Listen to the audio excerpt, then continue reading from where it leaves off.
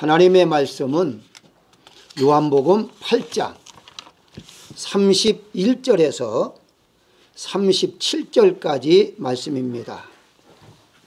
요한복음 8장 31절에서부터 말씀을 보도록 하겠습니다. 그러므로 예수께서 자기를 믿은 유대인들에게 이르시되 너희가 내 말에 거하면 참으로 내 제자가 되고 진리를 알지니 진리가 너희를 자유롭게 하리라. 그들이 대답하되 우리가 아브라함의 자손이라 남의 종이 된 적이 없거늘 어찌하여 우리가 자유롭게 되리라 하느냐. 예수님께서 대답하시되 진실로 진실로 너희에게 이르노니 죄를 범하는 자마다 죄의 종이라. 종은 영원히 집에 거하지 못하되 아들은 영원히 거하나니 그러므로 아들이 너희를 자유롭게 하면 너희가 참으로 자유로우리라. 나도 너희가 아브라함의 자손인 줄 아노라. 그러나 내 말이 너희 안에 있을 곳이 없으므로 나를 죽이려 하는도다. 아멘.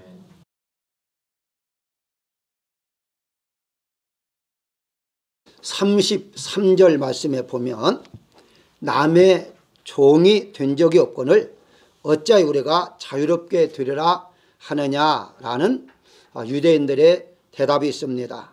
예수님께서는 유대인들에게 매여 살지 말고 자유롭게 살라라고 하셨지만 유대인들은 자신들이 매여 산 적이 없는데 왜 매여 살지 말라고 하느냐라는 것으로 자기 자신들을 깨닫지 못하고 있음을 여기에서 볼 수가 있습니다. 한마디로 예수님의 말씀을 이해하지 못했다는 것이죠. 성경은 매임에 대해 사단에서 죄에서 매임에 대해 말하고 있습니다. 한마디로 사단에게 매여 살지 말아라, 죄에 매여 살지 말아라 이렇게 말하고 있는데요. 예를 들어서 누가복음 13장 16절에 보게 되면 18년 동안 사단에게 매여온 바 된 이 아브라함의 딸을 안식일에 매임해서 푸는 것이 합당하지 않느냐라는 말씀과 로마서 6장 22절에 보게 되면 이제는 너희가 죄로부터 해방되고 라는 말씀들이 있습니다. 한마디로 사단에게도 매여 살 수 있겠고 죄로부터도 매여 살 수 있다라는 것이죠.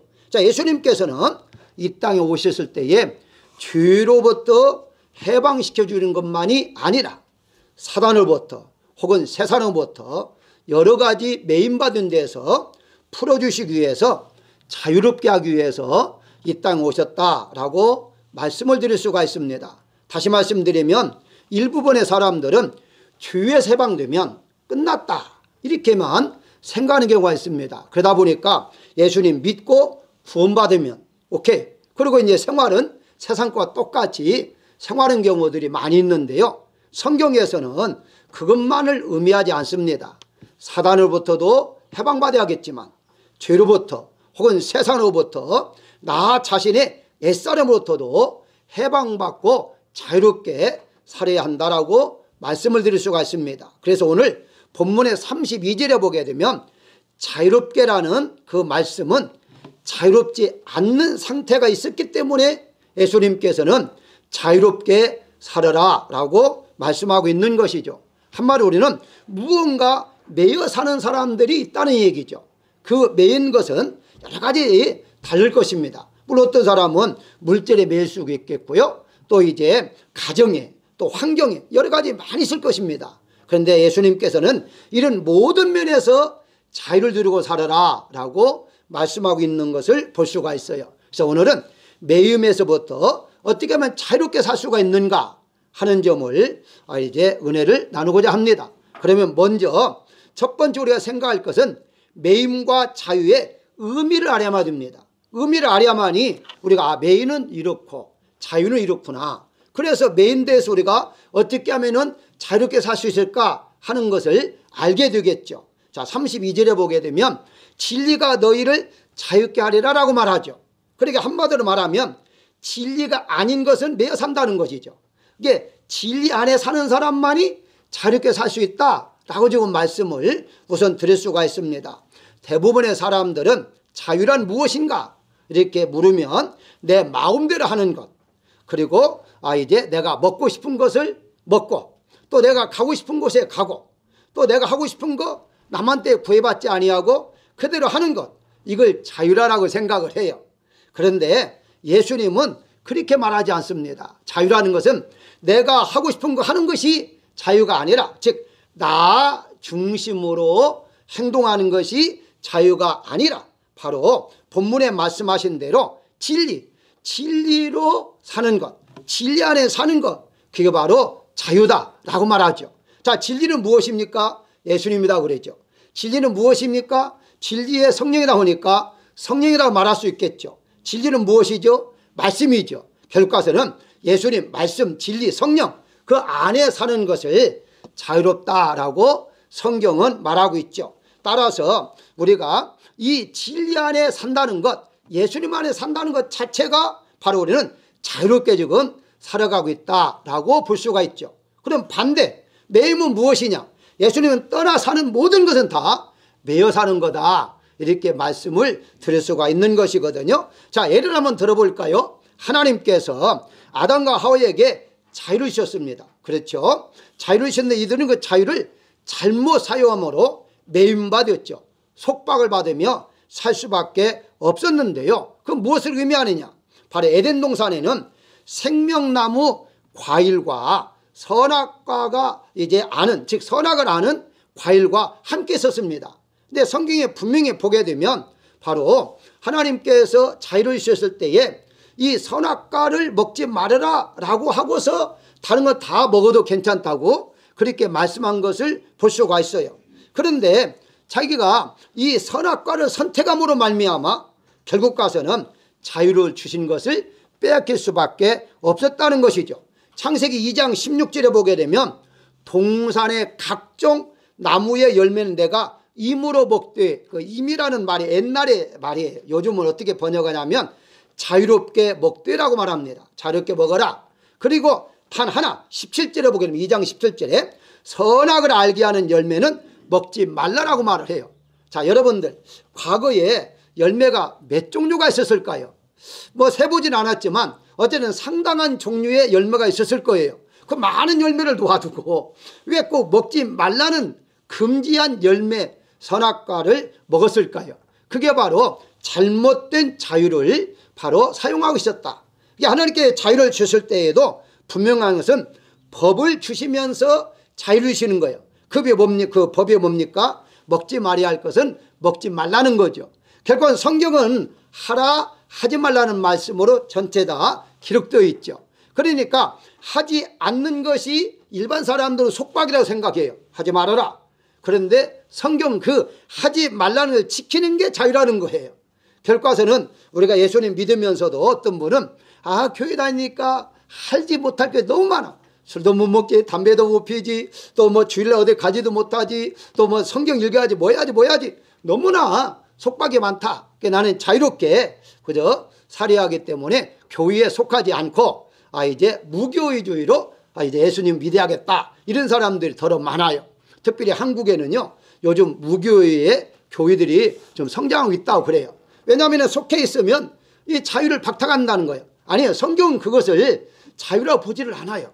그것은 하나님의 말씀대로, 즉 진리 안에 사는 것, 진리의 법, 성령의 법 안에 사는 것, 법을 지킬 때에 진정한 자유를 누릴 수가 있는 것이지, 법을 떠나서 내 마음대로 하는 것 자체가 매여서 살 수밖에 없다라고 분명히 성경은 말하고 있습니다. 그렇습니다. 우리가 이 매임과 자유라는 것은 일반적인 세상 사람들이 가지고 있는 개념과 우리 기독교에서 가지고 있는 개념이 다릅니다.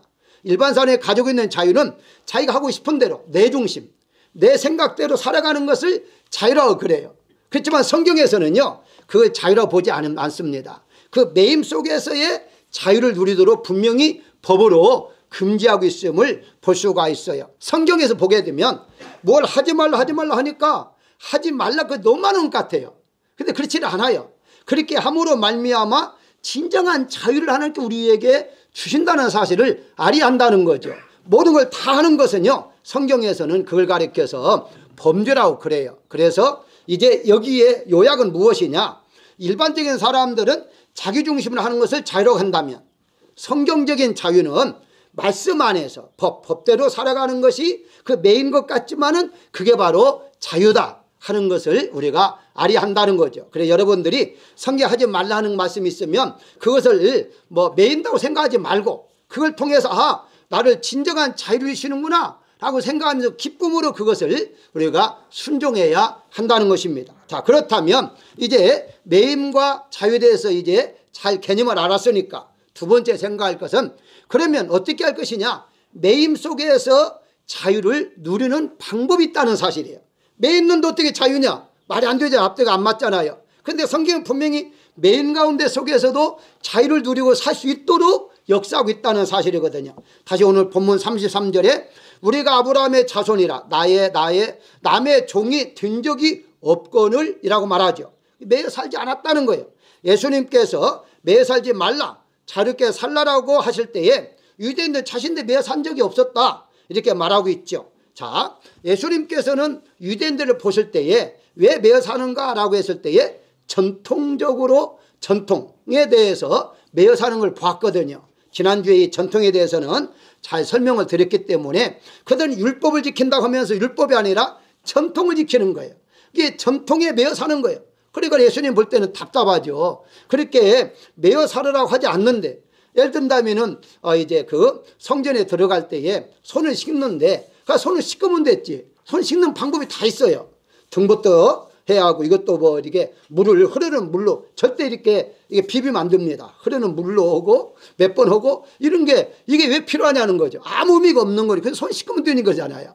그런데 그런 걸 많이 만들어 놓고서 전통을 지키지 아니하면은 그게 바로 안식일을 이제 어겼다. 혹은 법을 어겼다. 이렇게 이제 얽매여 있는 거죠. 얽매는 거죠. 그러다 보니까 사람들이 얽매여 살 수밖에 없어요. 자유가 아니죠. 이것을 예수님께서 지적을 했는데요. 이건 뭐 지난주에 지난번에 설명드렸기 때문에 오늘은 다른 거. 그러면 우리 사람들 기독교인이나 일반 사람들이 가장 많이 매여 사는 것이 무엇일까? 여러분 생각해 보셨습니까? 그 바로 제가 인터넷에 서치를 한번 해봤거든요. 사람들이 가장 많이 관심을 가지고 매여 사는 게 뭘까? 그래서 저도 이제 생각을 해봤어요. 돈과 사랑이다 이렇게 생각했는데요. 사랑보다 돈이 더 많이 매여 살더라고요. 모든 사람들이 다 돈에 매여 산다 이것이죠. 자, 그러면 이제 왜 성경에서는 매여 살지 말라 했느냐 하는 의미를 우리가 조금 더 설명할 필요가 있는데요. 말세에는 사람들이 디모데후서 3장 2절에 보게 되면 자기를 사랑하며 돈을 사랑하며 자랑한다라고 말합니다. 말세가 될수록 사람들은 자기 중심으로 살고 돈 중심으로 산다는 거예요. 근데 그걸 사랑한다는 거예요. 자, 그러면서 바로 오늘날에 점점 가면 갈수록 사람들이 악해질 수밖에 없는 게 돈 때문이다.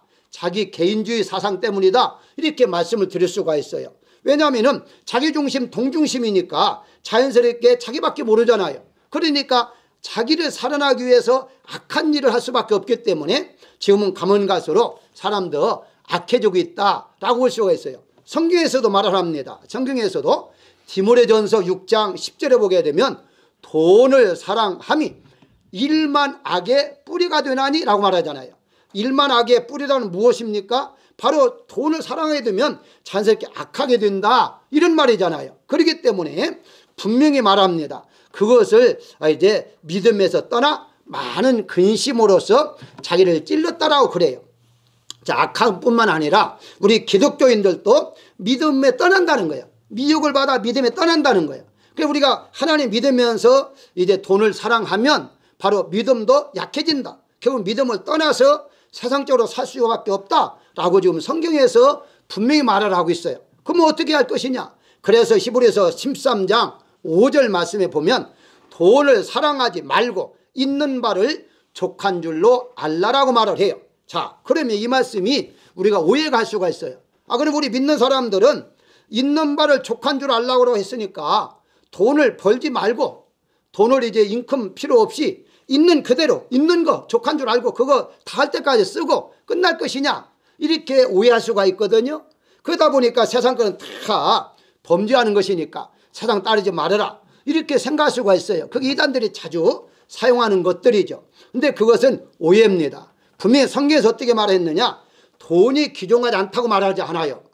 돈을 멀리하지 않아요. 바로 여기서 분명히 말한 것은 사랑하지 말라는 것이죠. 좋아는 하라고 그래요. 그래서 라이크와 러브가 다릅니다. 러브라고 사용할 때는요, 인간이나 하나님, 인격체에만 러브라고 그래요. 그리고 다른 건 다 좋아하는 거죠. 돈 안 좋아하는 사람은 어디 있습니까? 다 돈을 좋아하는데 사랑까지 하게 될 때에는 그게 문제가 생긴다는 거예요. 그래서 바로 성경에서는 있는 바를 좋게 하려는 말은 다른 말로 말하면 이렇습니다. 있어도 족하고 없어도 족하게 살아라. 이번엔 또 다른 말로 말하면 많이 있어도 이제 만족하면 살고 적게 있어도 만족하면 살아라는 말이지, 바로 부자로 살지 말아라, 돈 벌지 말아라 이런 뜻이 절대 아니다는 거예요. 그러면 무엇을 말하느냐? 여기에 이제 만족하지 못하고 산다는 것이 바로 돈에 매여 사는 거죠. 근데 이러다 보니까 우리는 돈 하는 사람도 있잖아요. 근데 입만 열면 돈 하잖아요. 뭘까요? 그건 매여 살기 때문에 그렇다는 거예요. 그리고 우리가 돈 하지 말고 입만 열었다면 예수님만 나오면 자연스럽게 돈은 따라오게 돼 있는데, 돈 하다 보니까 예수님은 뒷전에 설 수밖에 없게 되지 않습니까? 말씀이 나왔기 때문에 우리가 예수님만 바라보고 잘 믿으면 예수님이 앞에요. 그 다음에 나요. 내 뒤에 보니까 돈이 따라요. 하나님께 책임진다고 분명히 말씀했잖아요. 그런데 돈 하게 되면요, 물질이 앞에요. 그 다음에 나요. 그 다음에 예수님이 뒤에요. 그리고 앞에만 바라보더니 어느 날 갑자기 보니까 예수님도 안 따라와요. 그게 바로 세상으로 빠진 것이죠. 결과서는 우리가 돈을 벌지 말라는 뜻이 절대 아니라, 좋아하지 말라는 것이 아니라 예수님보다는 더 좋아하지 말아라, 사랑하지 말아라, 분명히 그렇게 말씀하고 있는 것을 볼 수가 있어요. 그래서 바울은 이걸 깨달았잖아요. 깨달다 보니까 고린도후서 6장 10절에 이렇게 말합니다. 내가 가난한 자 같으나 많은 사람을 부여하고 아무것도 없는 자 같으나 모든 것을 가진 자라라고 말을 하죠. 뭘 말하죠? 없을 없는 대로 만족하니까 하나님께서 필요할 때마다 채워주시고, 또 많이 가져도 좋다, 또 많이 채워주시면 많은 대로 이렇게 만족하고, 없으면 없는 대로 만족하는 거, 그걸 바울이 깨달았던 거죠. 그래서 있을 때는 있는 대로, 없으면 없는 대로 다 그때그때만 하나님이 역사하셨다는 것이죠. 빌립보서 4장 11절에 보게 되면 바울이 이렇게 고백을 해요. 내가 어떠한 형편이든지 나는 자족하기를 배웠노라라고 말을 해요. 어떠한 형편. 그러니까 바울은 얼마나 많이 가지고 있었습니까? 권세도 있었고 학문도 있었고 많이 가져봤고, 또 선교를 위해서 다 없어보기도 했고 얼마나 그랬어요. 근데 그런 가정 속에서 그가 깨달은 것은 언제든지 자족, 만족이죠. 스스로 만족하고 이제 하는 것을 배웠다라고 말하고 있습니다. 사랑하는 여러분들, 이 말씀을 자세히 설명을 한다면 매인 바에서 자유란 무엇이냐? 뭔가 매여 있어요. 환경에 매여 있고 또 가족에 매여 있고 다 매여 있는 것 같아요. 그런데 그 중에서도 우리가 만족하고 사는 것이 자유라는 거예요. 그런데 기독교 위에 일반 사람들은 있어도 만족하지를 못해요. 그러다 보니까 있어도 만족하지 못하니까 아내가 있는 대로 분명히 바람 피잖아요. 만족하지 못하니까. 그런데 성경에서는 아내든지 자녀든지 물질이든지 그냥 있는데 족한 줄 알으니까 다른 데에 신경을 쓰지 않는다, 이렇게 말씀을 드릴 수가 있는 거죠. 그렇기 때문에 우리는 어떤 매임은 그 매임 속에 하나님의 역사가 분명히 있기 때문에, 내가 가난하게 매임을 당해도 어떤 고난에 매여 있다 할지라도 그 가운데 속에서 나는 만족을 누리며, 즉 자유를 누리며 살아가는 여러분들이 되시기를 주의 이름으로 축원합니다. 세 번째 생각할 것은 매임 속에서 하나님의 뜻을 우리가 깨달아야 하는데요. 다시 35절에 보게 되면 종은 영원히 집에 거하지 못하되 아들은 영원히 거하나니 라고 말하죠. 자, 우리는 주의 종이었잖아요. 이제는 어떻습니까? 하나님의 자녀로 삼아주셨다고 성경은 말을 해요. 아들, 딸로 이미 삼아주신 것이죠. 그리고 우리는 매일 수가 없어요. 즉 종은 영원히 집에 거하지 못한다. 그 말은 무슨 말입니까? 계속 매여 살 수밖에 없다는 거예요. 그런데 자녀는 매이지 않고 살 수 있다는 거죠. 그렇기 때문에 이 하나님을 믿는 사람들인데 분명히 자녀인데도 불구하고 매이지 않게 살게 한다고 했는데 현실은 어떻습니까? 현실에 보게 되면요, 매여 살 때가 있거든요. 예를 들어서 바울 한번 볼까요? 바울이 빌립보서 1장 13절에 보게 되면 나의 당한 일이라고 말합니다. 나의 당한 일. 바울이 복음을 증거하면서 얼마나 많은 험한 일들을 당했어요. 그러면서 그가 하는 말이 바로 이제 이 당한 것에 있어서 설명하면서 로마 감옥에 있으면서 바로 죄도 없이 갇혀 있었잖아요. 자, 그러다 보니까 이런 많은 고통을 받으니까 그가 고백하기를 빌립보서 1장 13절에서 매임이라는 단어를 사용합니다. 내가 지금 매여 있다라고 사용을 해요. 자, 이 매여 있다는 말은 육신적으로 좀 감옥에 갇혀 있다라고 말을 하죠. 에베소 6장 10절에서는요, 20절에서는 쇠사슬에 매인 사신이라고 말을 해요. 그러니까 매기는 매였는데 쇠사슬에 매였다는 거예요. 꼼짝없이 지금 움직이지도 못하도록 감옥에 지금 갇혀놨다라고 말하고 있습니다. 자, 일반적으로 한번 생각해 볼까요? 일반 사람들이 생각한다면 바울이 감옥에 있으면 복음을 전파하지 못하기 때문에 손해라고 생각할 수 있잖아요. 아니, 하나님이 지금 하나님 일을 하는데 하나님 일을 못하게 하는 것은 하나님의 손해인데 왜 하나님은 이 바울을 감옥에 가둬놨을까라고 생각할 수가 있잖아요. 그런데 놀라운 말씀이 그 속에 있습니다. 바울은 다시 빌립보서 1장 12절에 이런 말을 해요. 매임이 복음 전파에 전진이 되었다라고 말을 해요. 자, 매여 있었는데 그 매임 속에 하나님의 뜻을 발견한 거예요. 그 하나님의 뜻이 무엇인가? 매여 있었는데 복음의 전파는 막힌 것이 아니라 수습된 것이 아니라 더 전진했다. 이 전진이라는 말을요, 그 원어를 찾아보니까 재밌는 단어더라고요. 군사 용어인데요, 군사들이 쓰는 용어예요. 전진이라는 단어를 군사들이 사용하는 단어인데요, 무슨 말이냐? 여러분들이 군대 갔다 온 분들 알지만은 이 군인들이 어디를 이제 적군에 침공하려면 길이 있어야 하잖아요. 아니면 강이 있으면은 거기 다리도 있어야 하고, 이런 일을 하는 사람은 누구냐면 공병대들이 해요. 공병대들이. 공병대들이 길을 만들고 다리를 놓아주고 그래요. 자, 그런데 그러므로 말미암아 이제 길이 만들어지면 그때 군대들이 가서 일반 이제 보병들이 가가지고 점령을 하죠. 당시에 로마 군인들은요, 어디에 들어가면 다 침공했어요. 그래서 여러분들이 심지어 이런 말 하잖아요. 세계의 길은 로마로부터. 그건 무슨 말이에요? 그 길을 다 닦아놓은 거예요. 왜냐하면 다른 나라 침공하기 위해서. 그때 사용하는 단어예요. 전진이라는 단어가. 결국 무슨 말이냐? 로마 군인들이 길을 닦고 가는 곳은 다 로마의 영공이 되어버렸어요. 로마의 나라가 되어버렸어요. 그런 것처럼 자기가 매여 있는데도 불구하고 복음은 지금 점점 바로 그 지역을 완전히 지금 점령하고 있다라고 생각하면서 이런 전진이라는 단어를 사용하고 있는 것을 볼 수가 있어요. 자, 그렇다면 여기에 있어서 누가 이렇게 복음을 받아들이느냐? 감옥에 있었는데 누가 받아들이냐 봤더니 빌립보서 1장 13절 이렇게 말합니다. 모든 시대인과 밖에 모든 사람들 이렇게 말을 해요. 시대. 그 시대는 뭐냐면 오늘날 말하자면 군인들인데 당시에 황제를 경호하는 군인들입니다. 황제를 이제 경호하는 군인들에게 복음이 전파된 거예요. 그러니까 자기가 감옥에 있으면서도 왔다 갔다 하는 이제 경호원들을 불러가지고 예수님 증거한 거예요. 그러니까 이들이 그 감옥에 있는 죄수인데도 그 말 듣고서 예수를 믿었다는 거예요. 얼마나 놀라운 얘기입니까? 그런데 일반적으로 우리가 여러분들 아는 대로 감옥에 있는 간수를 생각하면 안 돼요. 이때 당시에 시대는요, 그냥 간수를 생각하면 안 돼요.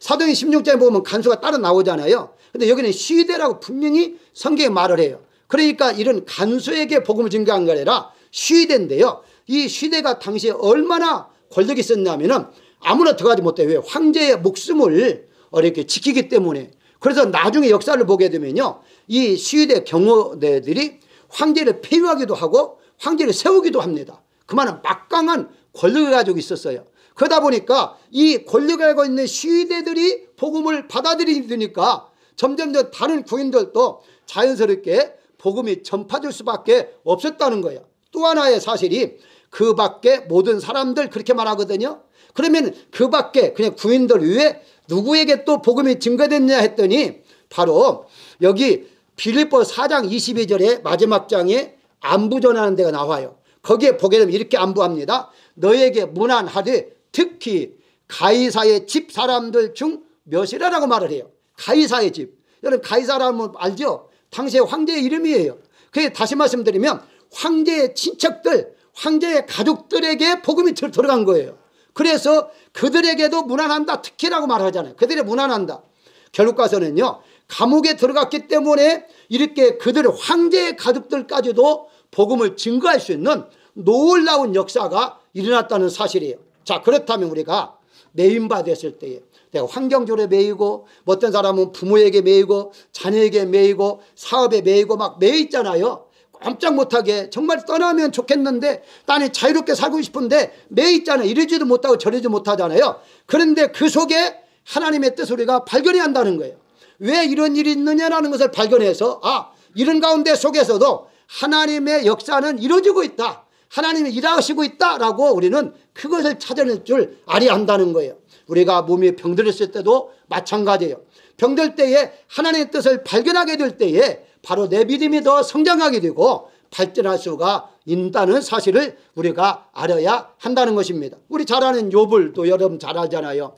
욥이 어려운 가운데 속에서도 발견한 게 뭐예요? 하나님은 나를 정금같이 만든다를 발견했잖아요. 그 어려운 가운데 하나님의 뜻을 발견했어요. 그 매임바 속에서 그 뜻을 발견함으로 말미암아 그는 마침내 승리자가 되었다는 사실을 볼 수가 있습니다. 다 여러분들이 어떤 매임이 있다 할지라도 어떤 분들은 뭐 가족에 매이고 어떤 분은 뭐 아내에게 남편에게 뭐 이제 여러 가지 매이는데 그 매임바 속에서 하나님의 뜻을 우리가 깨달을 때에 진정한 자유를 누릴 수가 있다는 것이죠. 왜냐하면 세상 사람들도요 자기가 극복하지 못하는 일이 당하잖아요. 그러면 운명이라고 받아들여 버리잖아요. 이게 운명이야. 그러니까 받아들이니까 마음 편해지잖아요. 근데 우리는 운명이라기 아니라 하나님의 섭리야.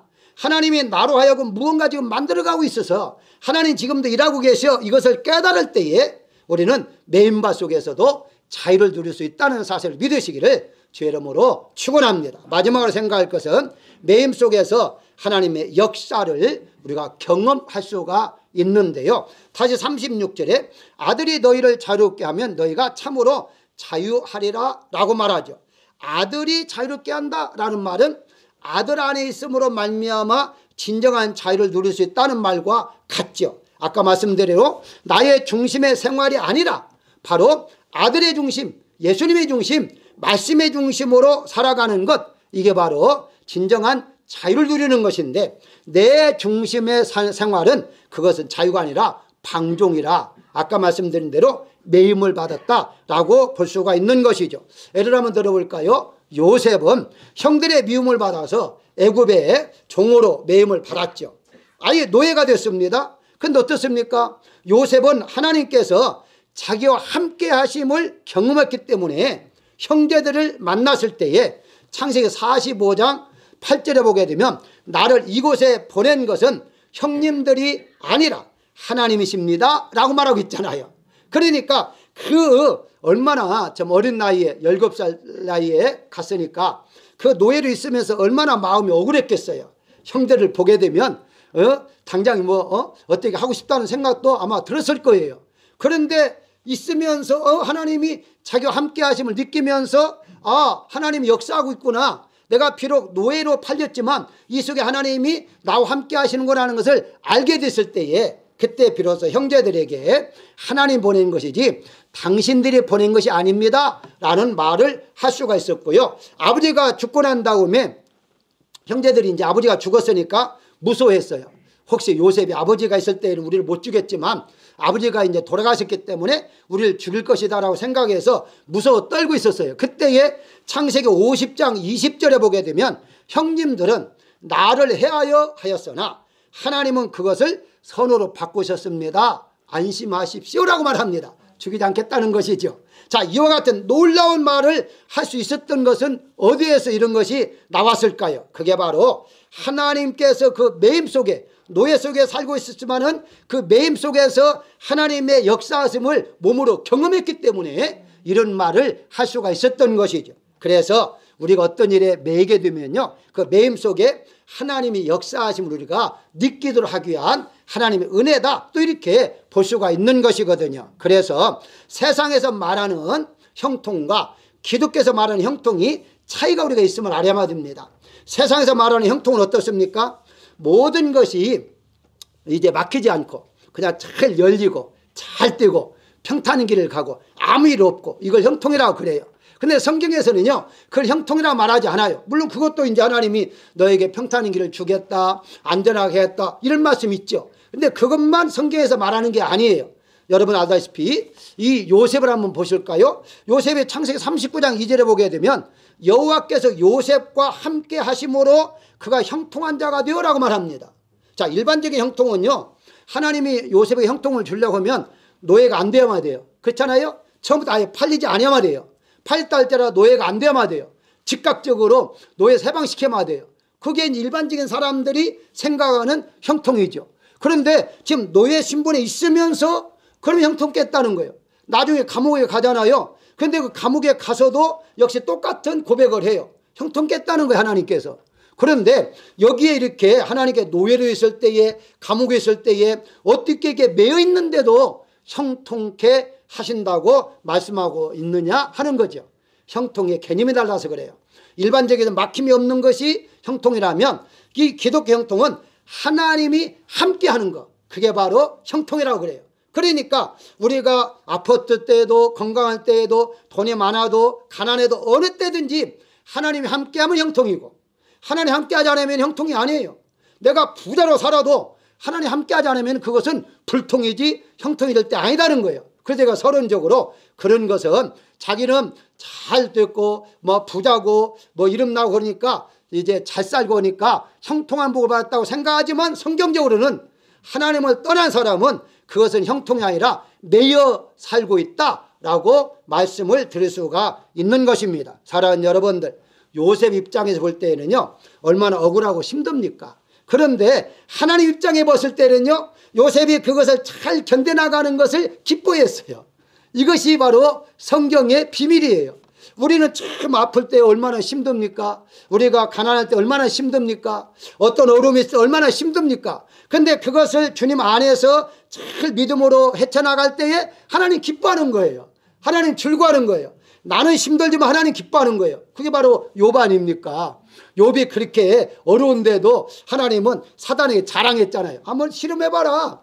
욥이 정말 이제 네 말대로 돈이 있어서 하나님 잘 믿었고 형통하니까 잘 믿는 것이 아니다 하는 것을 알려주잖아요. 시험을 잘 참아낼 때 하나님께서 얼마나 기뻐하셨어요. 그렇습니다. 우리가 이 세상은 언제든지 바로 우리는 고난받을 수밖에 없는 세상이고, 이 세상에 사는 과정 속에서는요, 어려움을 받으며 살 수밖에 없는 게 세상이에요. 세상에 살 때에 눈물도 없고 고통도 없다 생각하면요, 그건 착각이에요. 당연히 받아야 되는데, 그런데 다른 게 있습니다. 그 기독교인들은 그런 어려움 가운데 속에서도 하나님이 계속해서 나와 함께 하심으로 역사하고 있다 하는 것, 이걸 우리가 깨달아야 한다는 사실입니다. 결론적으로 말씀을 드리면, 이제 우리가 여러분들이 이런 애환은 몇 번씩 들을 수 있었던 것인데, 그래서 제가 조금 더 여러분들에게 은혜가 되기 위해서 한번 소개합니다. 결혼한 이제 사람이 아내가 어느 날 이제 그 국수를 삶아서 남편이 주었어요. 그러면서 주면서 하는 말이 국시 잡수세요 라고 말을 했습니다. 남편이 듣고서 국시가 아니라 국수야 라고 말을 해줬어요. 그러니까 아내가 아니야 국시야 라고 하다가 다퉜죠. 그래서 이제 그러면 우리가 어떤 게 말이 맞는가 국문학자에 가서 물어보자. 그래서 국문학자에 가서 물었어요. 국문학자가 듣고서 그건 다르지. 그러니까 이제 이들이 그럼 어떻게 다릅니까? 라고 이제 물었어요. 그러니까 이 국문학자가 이렇게 대답했어요. 국시는 밀가리로 만든 것이고 국수는 밀가루로 만든 것이다. 이렇게 설명을 했어요. 그러니까 이해가 안 되니까 그러면 밀가리와 밀가루가 어떻게 차이가 납니까? 라고 이제 또다시 물었어요. 그러니까 밀가리는 봉다리에 담은 것이고 밀가루는 봉투에 담은 것이다 라고 설명을 했어요. 그러니까 생각해 보니까 이것도 저것도 맞는 말이거든요. 이 봉다리나 밀가리는요 사투리입니다. 근데 사투리인데 그게 모르니까 자꾸 이제 이게 맞다 저게 맞다 하는 거예요. 또 하나가 있습니다. 또 하나 소개한다면 이 감자를 이렇게 잘 삶아가지고 이게 남편에게 줬으면 소금과 함께 주니까 남편이 어떻게 감자를 소금으로 먹느냐? 설탕 가져와라. 설탕에다 찍어 먹는 것이지. 아니 우리 이번 내내 우리 아버지도 할아버지도 다 소금으로 찍어 먹었는데요. 그 조상들이 잘못됐다. 우리 조상들은 설탕으로 찍어 먹었다. 서로 싸웠어요. 재판까지 갔습니다. 재판장이 재판을 열었어요. 열어가지고 재판장 하는 말이 결론이 판결을 때 내느냐. 나는 소금도 설탕도 안 찍어 먹고 그냥 먹는다 라고 이제 재판을 내려버렸습니다.